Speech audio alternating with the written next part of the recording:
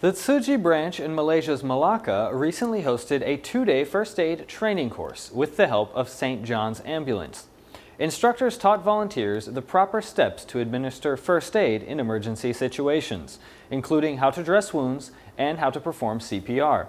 These Tzu Chi volunteers are now more ready than ever to help those in need at a moment's notice. He only has 4 minutes if his brain loses oxygen and you can't get him anymore. Then after 4 minutes, he'll be brain dead. To perform CPR on a choking victim, there is a critical window of time for the patient. The instructor for this CPR exercise and training course carefully explains the procedure for administering emergency CPR rescue.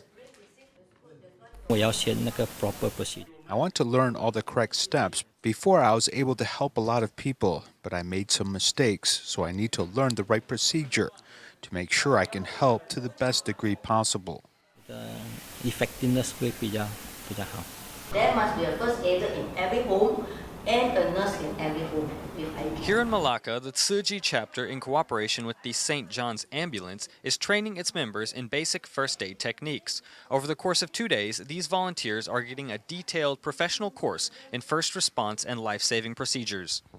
When we all talk about first aid, you really can mean the difference between someone living and dying. You never know when a life-threatening situation may arise, so it is best to be prepared. With life's impermanence, we cannot plan for disaster or tragedy to strike, so we need to have this useful knowledge with us.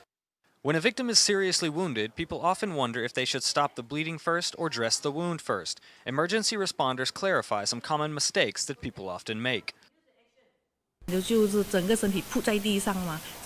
that time, they were splayed out on the ground and bleeding profusely. It was thanks to what I learned that I was able to remain calm and have the confidence to deal with the wound and administer first aid. 1, 2, 3, 4, 5, release. You should gain back the normal color.